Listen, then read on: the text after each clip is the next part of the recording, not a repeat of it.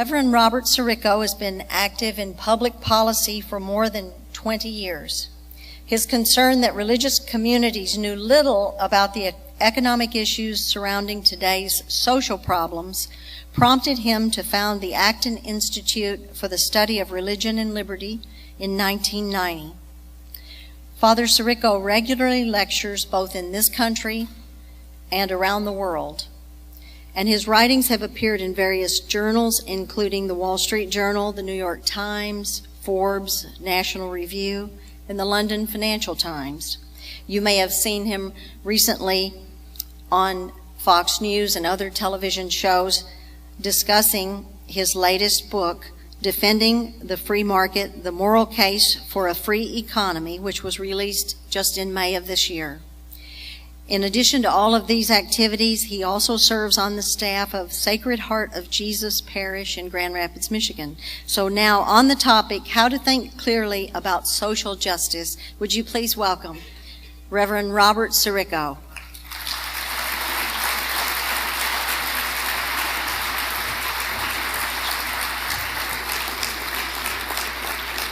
What an honor to be associated with this forum, with Hillsdale College, for which I have a great deal of respect. We share the same great state, although it's easier to get to Grand Rapids than it is to Hillsdale.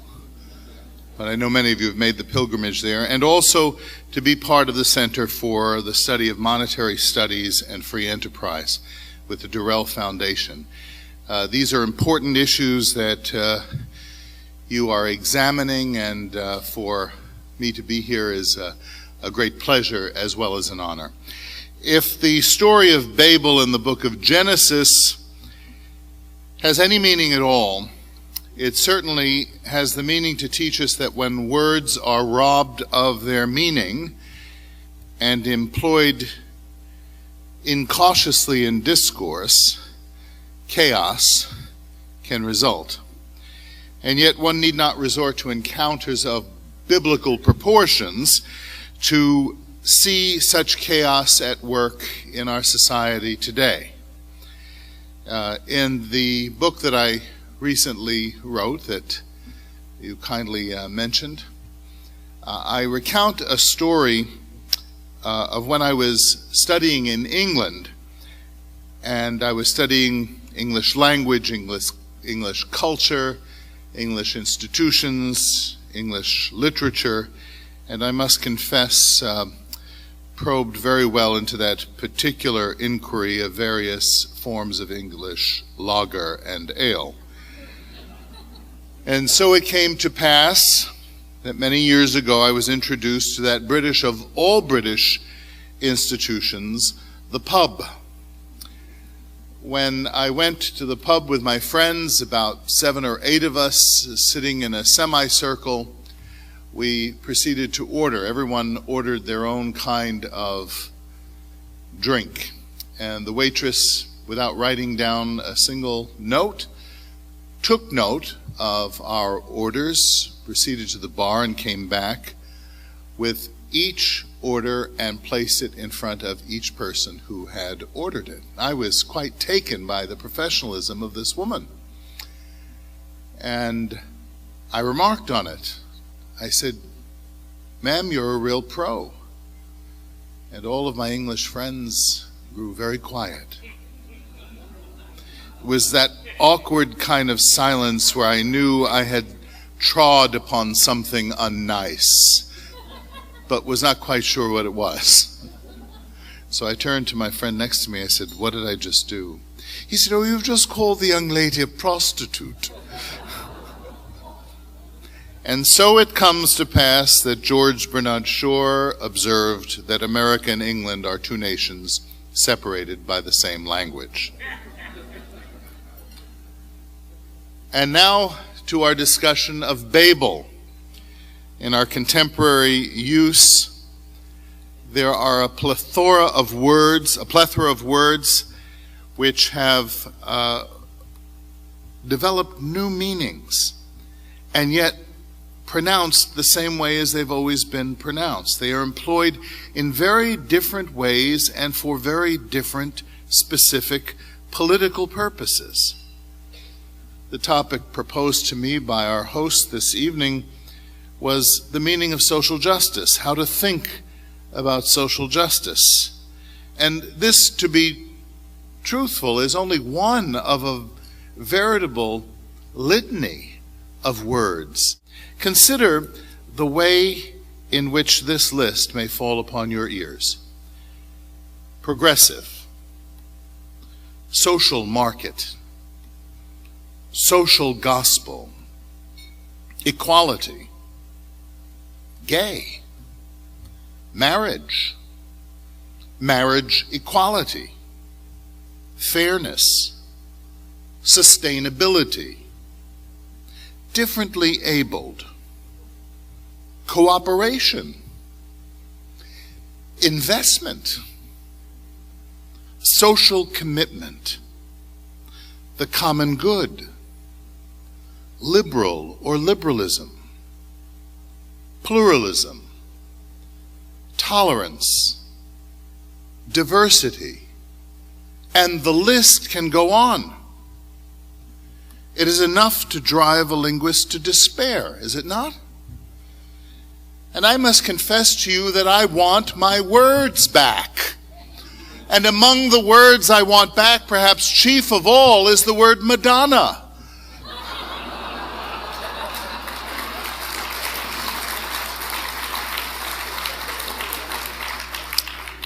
Now let us proceed to sort through this mess and see if we can come to some sensible comprehension of what we mean when we talk about social justice.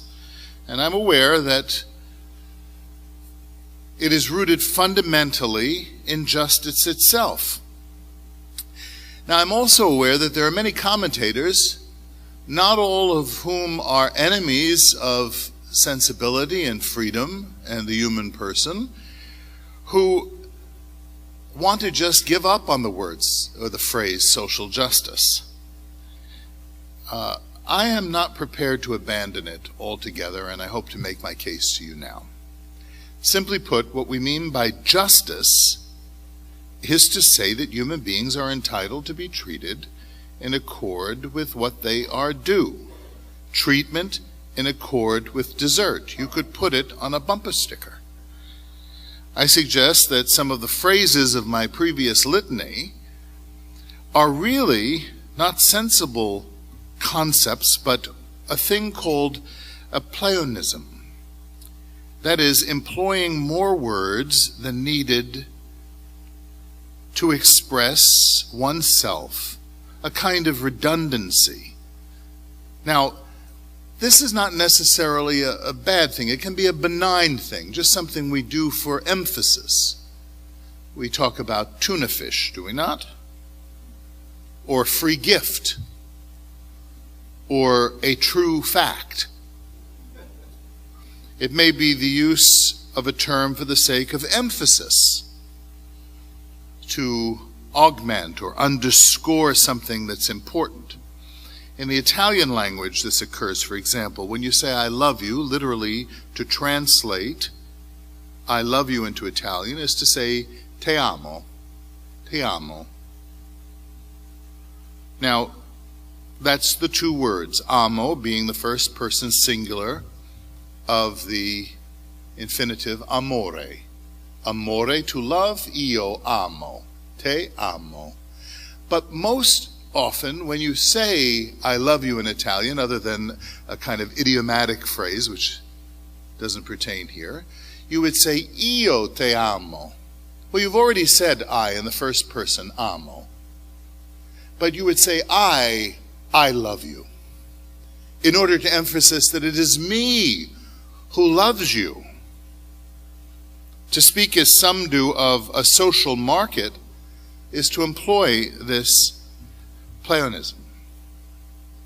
After all, how could a market be anything other than social the moment you begin to trade, right? So if people wanted to emphasize the social dimension of commercial activities, I doubt any of us would have any objection if that's what they meant. We wouldn't be confused. We would understand it like tuna fish. But some of us have a sneaky suspicion that somewhere out there is a factory trying to smuggle in a different political tilt on the use of our language. Something different. They want to add something to the equation that might not actually be in the equation. And I suggest to you that suspicion is justified. And that's the problem with social justice. Now, in preparing for this talk this evening that I was given, I first got my copy of the Nicomachean Ethics off the shelf, Aristotle, and then I pulled down the Secunda Secundae volume of the Summa Theologica, and of course, right at hand, I had Antonio Rosmini's essay on the constitution of justice under social justice, which was written in the 19th century. And as I probed through these, making notes, and found these distinctions on justice and commutative justice and distributive justice and the common good and all of these kinds of rich distinctions, it dawned on me that this was to be a talk after dinner. And so I paused. And I thought, well, this is a hearty Hillsdale bunch. They're intellectual. They can take it. And then I thought along the lines of the Protestant pastor's wife who, as her husband mounted the pulpit, folded a note and handed it to the usher and asked him to drop it on the pulpit for her. Many of you may know this.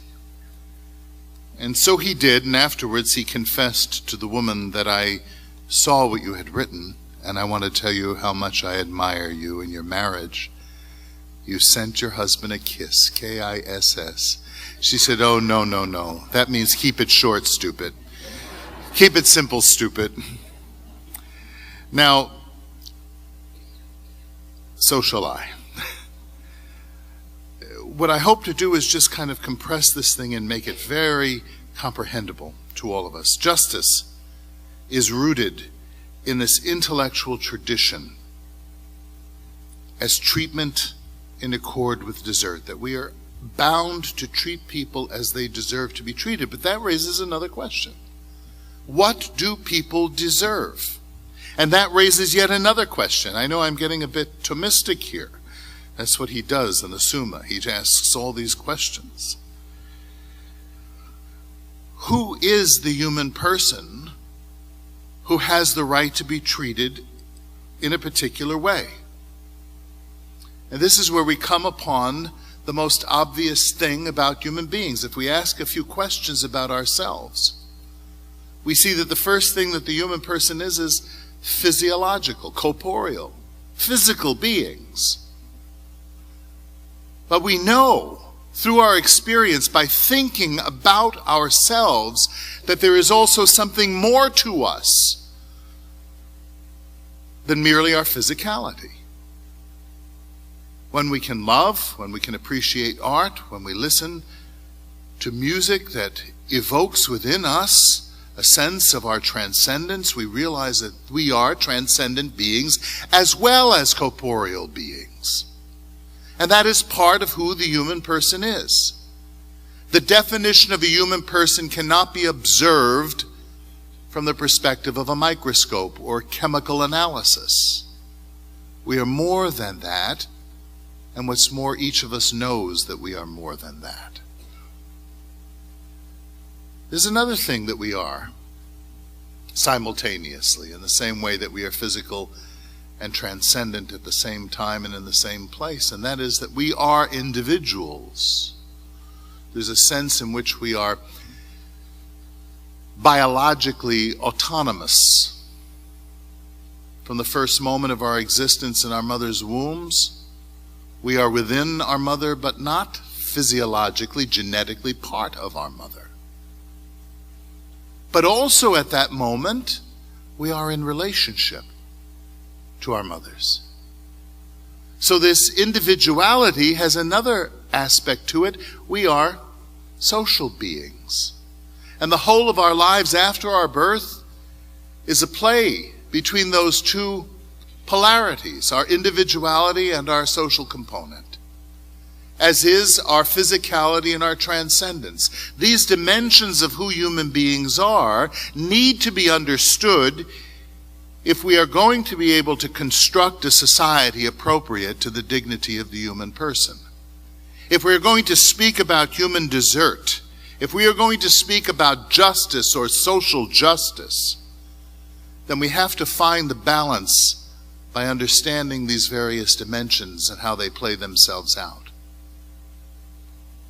The view that the government must be the complete arbiter, or the normative role for all social arbitration, should be invested in the hands of those who own the monopoly on coercive power, that is the state, that should be the primary actor in social relationships, which, if you listen to the debate last night, a certain someone seems to imbibe in, and he's part of a whole tradition of this, is a relatively new idea.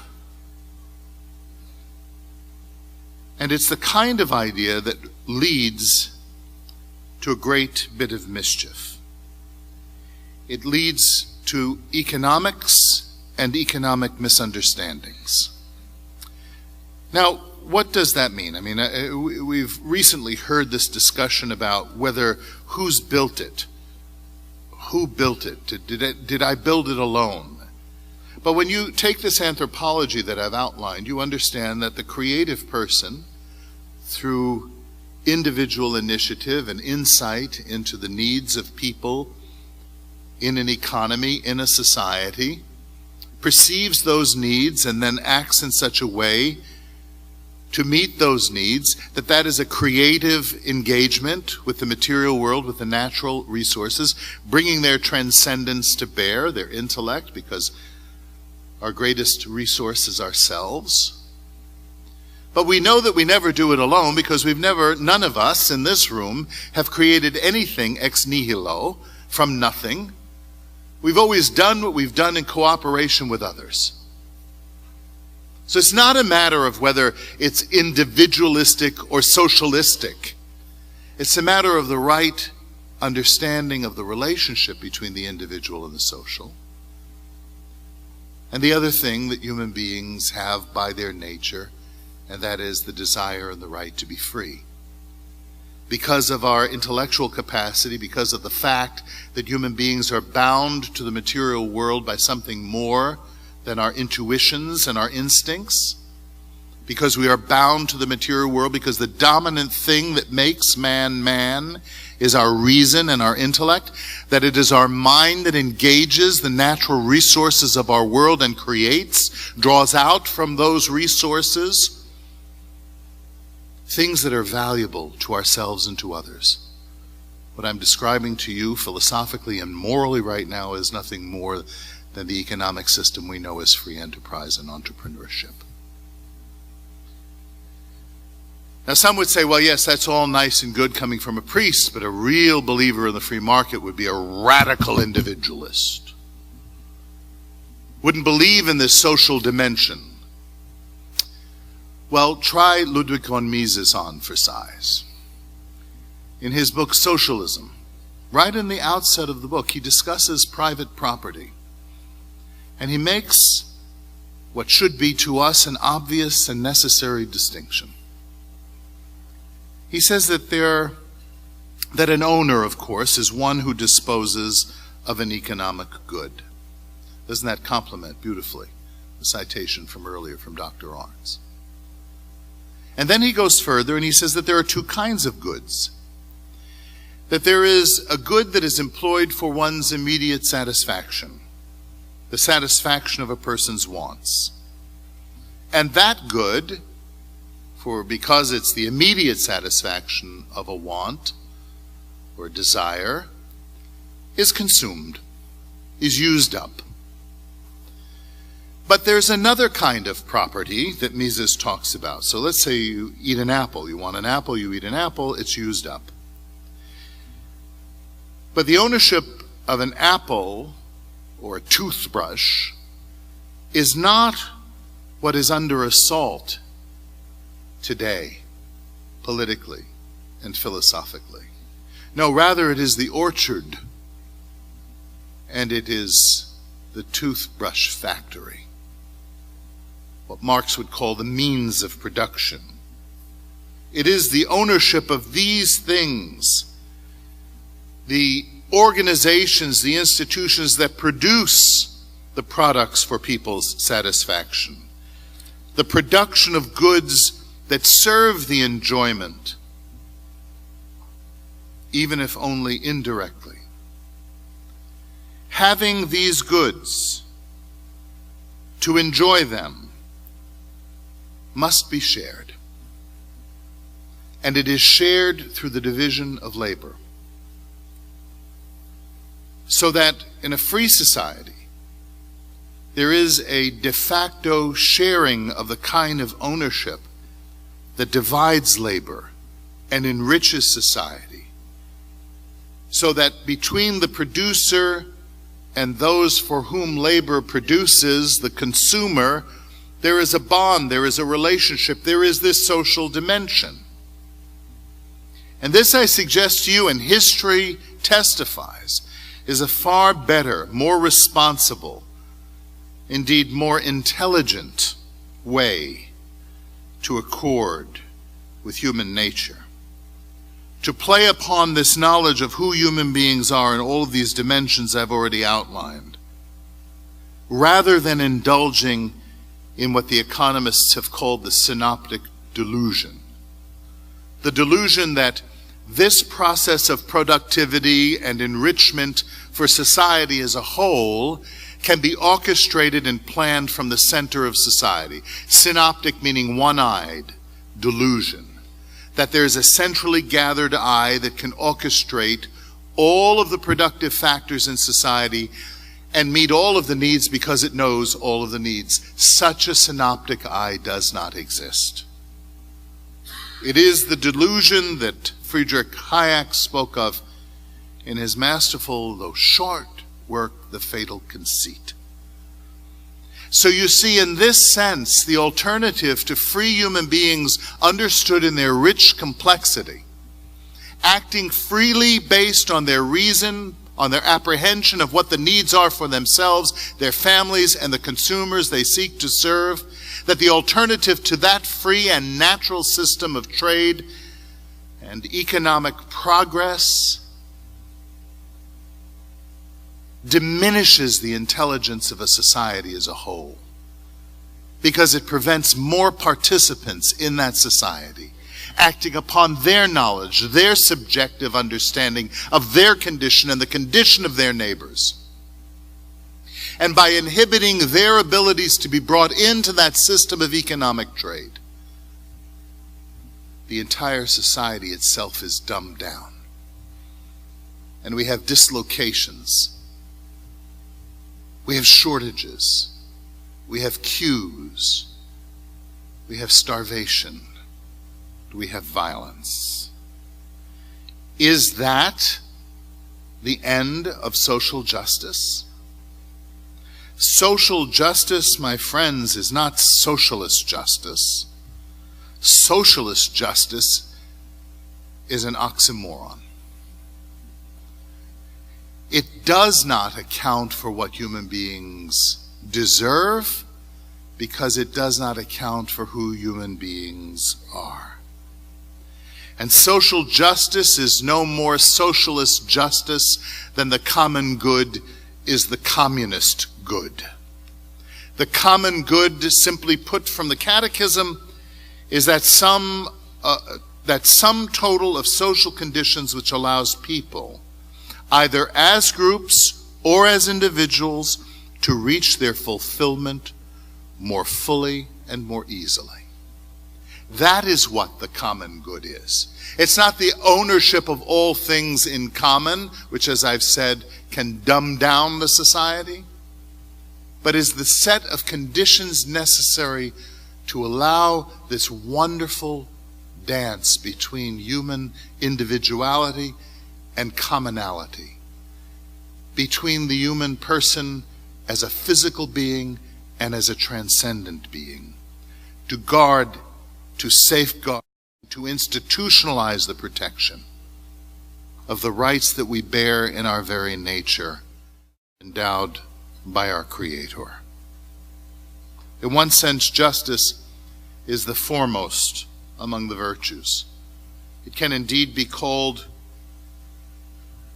the queen of the virtues, because it aims at the rectitude of the will for its own sake in relation to others. In that sense, it may be called the queen of the virtues.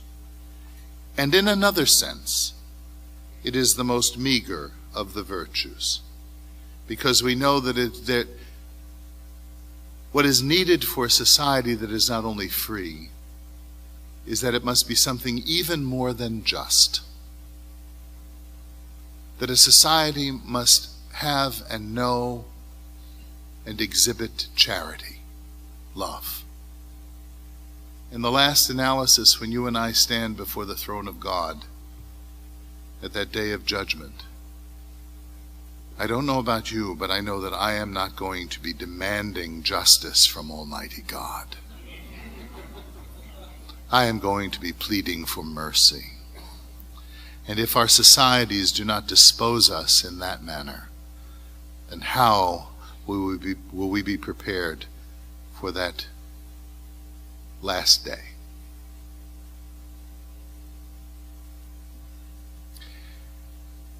In Michigan, where I have lived now for almost 30 years, our community moved into a house. And outside of that house, there was a big tree. Now, you have to know I'm from Brooklyn, New York, so I'm not well acquainted with trees. I had seen one once when I was a child, but I think they got it. So as I was sitting on the porch one day looking up at the tree, I saw something curious. Now, this tree went up higher than the house itself. And I looked up and I saw that on part of the tree it was completely in blossom, and on part of the tree it was dead. And I thought, this is very curious. What does this mean? And then I discovered the existence of a profession I knew nothing about, the tree doctor.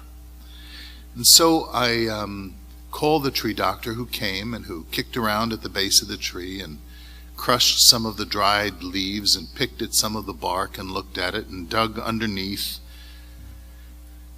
and came up to the porch, and he said, the tree is dead. I said, how can it be dead? It's blossoming. He said, it's an illusion. He said, the sap has been going through it. There's a big trunk. He said, and it'll go through, and whatever sap is in there will give blossom to some of the tree, but every year it'll blossom less and less, and the danger is that this tree is weakened. And a good Michigan winter can blow that tree down on your house, so we have to take it down. And I have often thought about that metaphor when I think about our nation, that in many respects we are living off of a past legacy, a rich legacy that produced a flourishing, bold, strong, healthy tree. And in these latter days, people can think it possible to live off the richness of that former sap. But we must recognize, as I know Hillsdale as a college, as an institution recognizes, that we must tend to the roots. Once again, we need to go back and look at what made that tree or this experiment in human liberty possible. And I suggest to you that it is the anthropology that I've described here. That what made this incredible, unique, unprecedented experiment in human liberty and prosperity possible was the concept of our founding fathers and of 2 millennia of thinking on who the human person is. That is what made this possible. And that if we do not tend to those roots, the entire tree will come down. I am hopeful that this need not be the case. That organizations like Hillsdale College and the Acton Institute and the plethora of other organizations and movements and encounters in your homes will ensure that those roots are nourished and rediscovered and rearticulated so that we can build an army of people who will go to the barricades to defend a society worthy of the human person, the free and the virtuous society. Thank you very much for your attention. Thank you.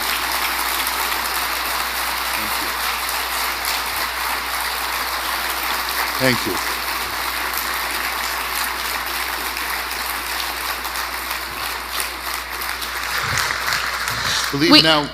Go right ahead. We now have some time for questions. If you have a question, please wait until the microphone is brought to you so we all may hear the question. Thank you.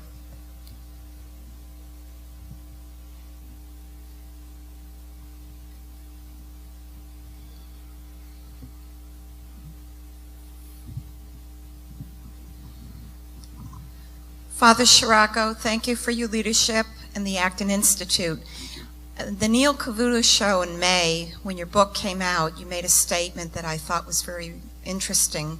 You said that it was through the study of economics that you came back to faith. Yes. I'd be curious, and I'm sure other people here would be too, if you could explain that. Thank you. It is curious, isn't it? Of course, the short answer to that question is to read the book. Well, I would be negligent as a capitalist not to put a commercial in for the book. Really, a lot of what I've said is really that. I was involved with the political left for a number of years in the early 1970s. I was, you name the movement and I was part of it. I was part of the early feminist movement, the early gay movement, the farm workers movement, the boycott of Gallo wine, which I still try to boycott when I can. I said that once and found out that an executive from Gallo Wine was in the audience. We haven't gotten any donations from them, have we, Chris? And various other movements. And a person introduced me to a friend of his, a neighbor of his, and he gave me some books you'll know, Friedrich Hayek, Friedrich Bastiat, Milton Friedman, and others. I'm sure that Bastiat spoke at Hillsdale College, right? At some point. These books got me thinking about questions of private property, not God.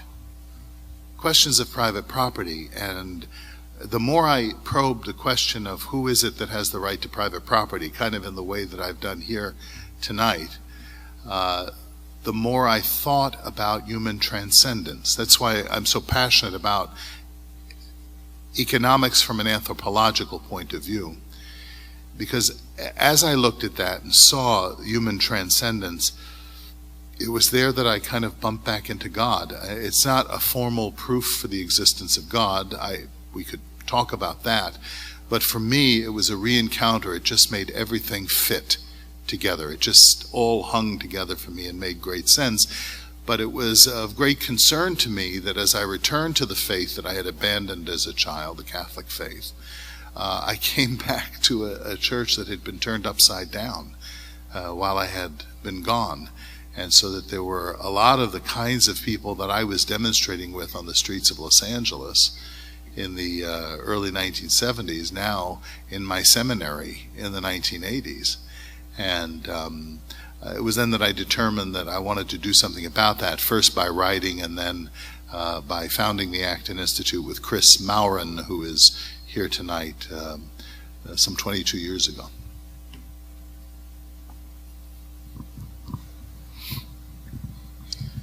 Father Sirico, I've heard your name and read your works, and it's a real pleasure to hear you this evening. Thank you. I understand that justice is the delivery of what one is due, who determines what one is due, and does that work individually or does it work for groups of people? Those are very good questions, and in fact, I alluded to those answers here, though in a very cryptic form. Who determines what one is due? I think there are two dimensions, two levels to answer that. The first is that the natural law tells us who human beings are and thus what human beings are due. By virtue of our intellect, by virtue of our need to be able to support ourselves, our creativity, we have of necessity freedom in order to do that. And I think that a government that is formed, whose institutions are formed based on that natural law, tells us or is rightfully in place to enforce that dimension of the natural law. Who does it? Nature tells us, and the appropriately limited government is the guarantor of that. Secondly, your question is that accomplished individually or socially? And I would say yes, it's both.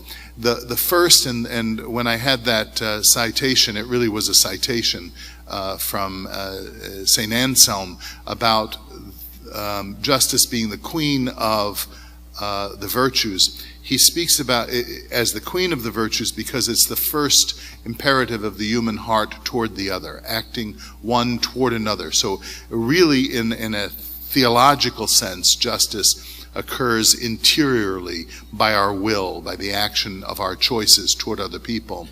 But it also can be institutionalized because it's just individually, it can be institutionalized socially. But the mistake that people make, and that I think a lot of the discussion today, the ideas behind the discussion today, is that in order for us to accomplish justice on the social level, it needs to be through the hands of the government. And I think the government provides, or ought to provide, the context, as I defined the common good when I had that quotation from the Catechism, the set of circumstances, the opportunities that exist, that the government ensures that other people don't violate that. But I think the more normative way in which social justice is achieved is by the society, which is not to say the state. I think when you collapse the state into the society, you're on the verge of totalitarianism. That the society acting through its varied institutions, at its varied levels, beginning with the family, extended to the extended family and the church and other mediating institutions, that all of these together also promote the kind of justice, that is to say, what human beings deserve qua human beings. Was there a third dimension to that question? Did I miss something there? Was that it? Okay. Can you share with us what you try to do to influence American society and what you try to do internationally, and what we as individuals and organizations can do to further that mission? The Acton Institute is an international organization. A great deal of our work is done here in the United States, but we have several affiliates and colleagues who are running other kinds of institutions nationally and internationally. Basically, somebody asked me in a forum similar to this not very long ago why we're not more active politically. And my answer to that, I was actually asked why I don't run for president. And my response to that was that I have a higher calling. But they seemed intent on getting us involved politically. And I said, you know, politicians determine which way the wind is blowing. And what we want to do is create the wind. And so in that sense, what we do is... I think what Hillsdale does is we help to form minds. We help people to think through these questions, and we do that by strategically finding the best and the brightest, people we can find who are influencers of influencers. We want to form the moral consensus, because our idea is that if people understand the importance of this thing in a way that is more than utilitarian, more than the usefulness of the free society. The free society is very useful. It produces lots of wonderful things. But there's something more. There's a moral passion to this. And that this is in the human heart without regard to nationality, ethnicity, economic income level, the whole thing. And so what we do is through a variety of means, through seminars. We have a large yearly seminar that we'll have almost 1,000 people at this next June, the Acton University in Grand Rapids, through videos and curriculum that are done in really well-produced documentaries and other kinds of curricula, through our use of social media. If you go to, for instance, our website, acton.org, or one of the works that we're doing right now is called Poverty Cure. Poverty Cure is basically an attempt to gather a consensus among those who are involved with the developing world that trade is better than aid. And that's the simple message. And we already now have on our Facebook site, you can go to povertycure.org or our Facebook site, 500,000 likes on our Facebook page. All of these kinds of means, the twittering and all these other things, I have no clue as to what they're doing, but I'm told that it's very important to do in this day and age. So yes, we are international, and we use whatever means available to us that can get the word out and help form the minds of future religious leaders of all denominations, by the way. I'd just like you to comment on the name Acton, where it came from and the significance. Well, you know this statement probably, this quotation, power tends to corrupt and absolute power corrupts absolutely, and that was stated by Lord Acton. He was, in the 19th century, a historian who understood the importance of religion and liberty, conscience and the free person acting in accord with their conscience. And that's why he spoke about the importance of liberty. The other thing he said, by the way, was a beautiful quotation, that that liberty is the delicate fruit of a mature civilization. And so we took the name Acton, as in Lord Acton, John Acton, and translated it into an institution that promotes these kinds of ideas of the importance of religion and liberty, or you can put it in the way you have put it here, the pursuit of truth and defending liberty.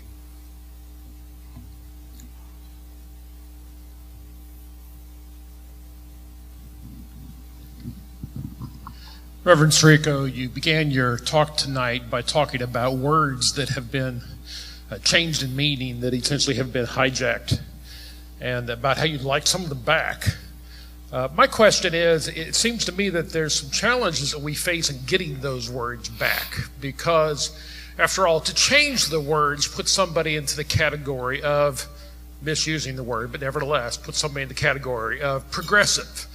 And trying to get them back puts somebody in the category of reactionary. So it seems to me that we fall into those camps in the minds of other people when we try to get the words back. And yet we need to get the words back. So how do we get the words back? Well, I'd say we're the new progressives.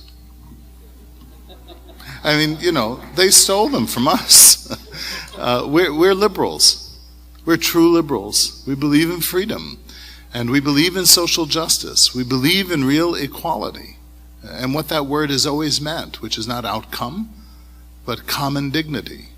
We believe in the common good, as I've already defined it here. These are the things we believe in. We just need to keep using these words until they decide they're going to abandon them because they're going to get a bad reputation if they keep using them. So people always have a hard time pinning us down, when I'm on a TV show or something like that. Well, you're conservative. Well, it depends on what you mean by conservative. You're libertarian? Well, it depends on what you mean by libertarian. I like liberal. I like progressive. What?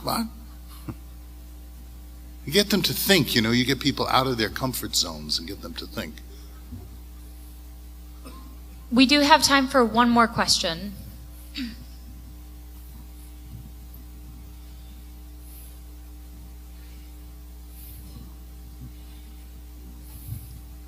In your speech, you did allude a little bit to human nature, but you didn't give any explanation to what it is. Could you please elucidate a little bit on that? What is human nature? It's always the last question. It requires the...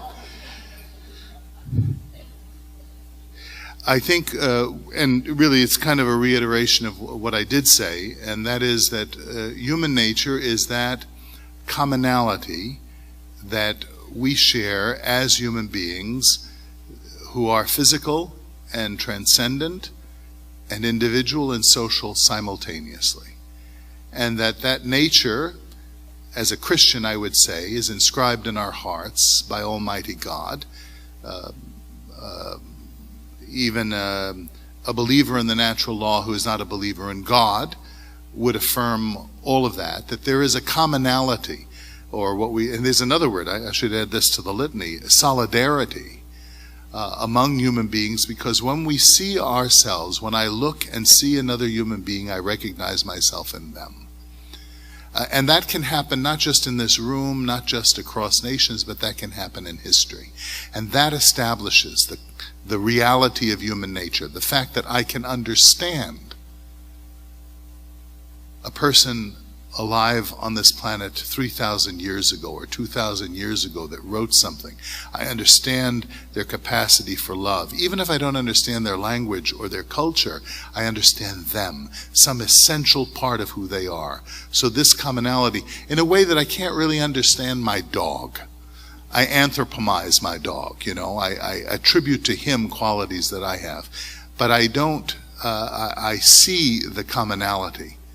I don't attribute them, I recognize them in other human beings, and that commonality is rooted in the origin that we all share as human beings. And that would touch on human nature. There's certainly a lot more that could be said about that, but we'd have to begin the evening anew to go any further than that. Thank you very much for your attention. God bless you.